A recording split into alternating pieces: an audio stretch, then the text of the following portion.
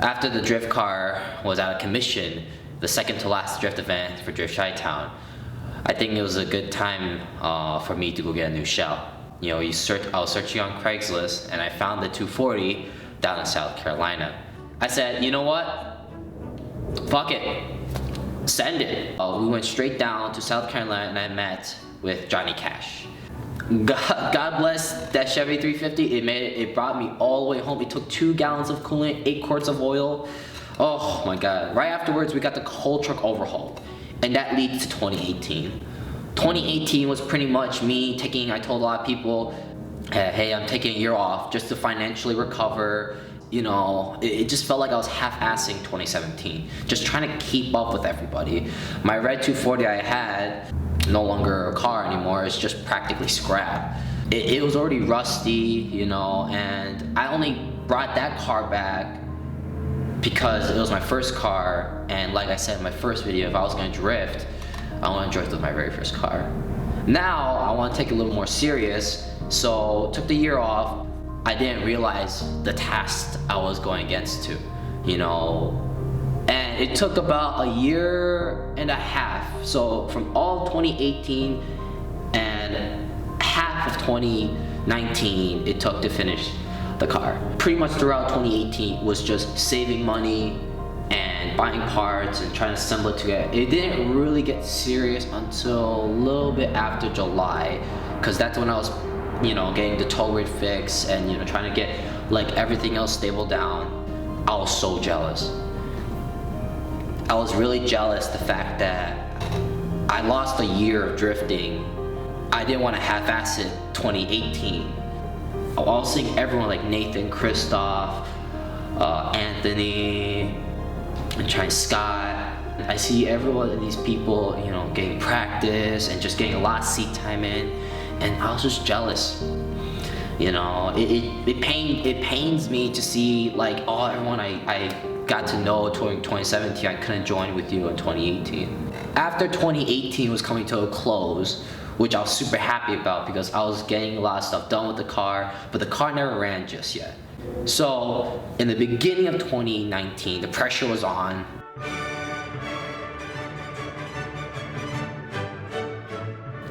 I scheduled my very first dyno day on April 20th. Once we finished building the engine and put everything together, we just need the tune. I'm running a ECU master, not the black series. Matt, who's the one that tuned the car, he did an excellent job. On April 20th was the day the car was out there. I was very nervous. I tried to like get all the stuff done. You know, like this is it, you know, after pretty much a year and a quarter worth of work. Nick, oh my God, like Nick, he pulled Nick, he's the type of guy, he sleeps on time. You know, he sleeps on time because he knows he's gonna be tired in the morning. He's a really, really disciplined type of dude.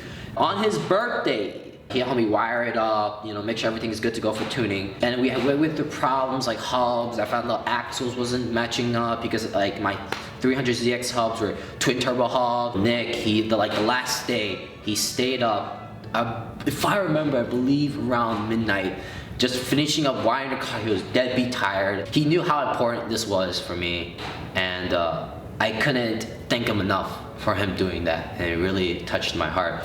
So dyno day happens, we're out there, and then Matt is trying to get the thing started. The worst part was that the engine, when it ran for a few seconds, it seized. And at the time, the car was like backfiring before it started, and my heart, oh my God, like my heart rate was going up.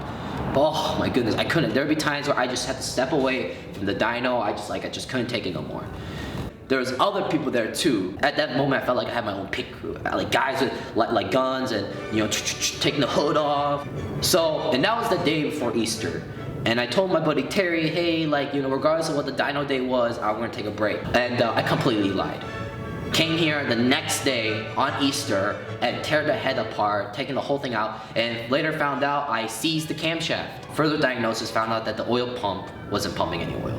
Thank the Lord of AM's oil assembly lube, because that bottom end, if that bottom end would have went out, I would have been so, I mean, I didn't have any forged parts, they're just all OEM. This whole engine build, it was a great learning curve.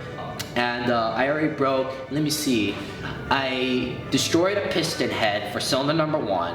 I also destroyed a head, and I also destroyed 2 camshafts. So at that point I was like, alright, I'm out of a head. My buddy James, who I bought this RB20 from, he actually recently, a while back, when I helped pick him up an RB25 long block. I'm saying, hey James, got a big favor to ask. Would you sell me your head for the RB25? God bless, I have good friends, and James said, hey, just don't worry about it now, just take the head, get what you gotta get done. I really want to see this happening. James, I still owe you one. May 29th, I got the head back from the machine shop, dropped it back down. This is it. I couldn't believe it. The car ran, and I did make sure I double checked my timing. So under so much pressure because I already saw the engine failed once. July 22nd was the official dyno day. Went over there, I was thinking to myself, alright, we already had an engine problem, let alone anything else. You're really putting the faith in there right now, because like you're sitting there and watching your car going through gears. I was out there praying like this. I'm like, please, Lord, let the car, please, let the car do fine. So, very first pull we did, 30 pounds of boost. Oh my God, and the car barely broke in. He found out the wastegate, one of the vacuum ports was open. And he told me we're done here, we can't do anything else. What he did was he put a conservative tune, so we're only doing 10 pounds and the car did great. And he's like, yeah, just give it a shot, just don't put your foot all the way down because you'll do 30 pounds. And when I put the brakes locked up, so I'm like, I was like, oh my God, oh my God. By the time I hit the drift event, it was already August 20th, practically when the drift season's almost over.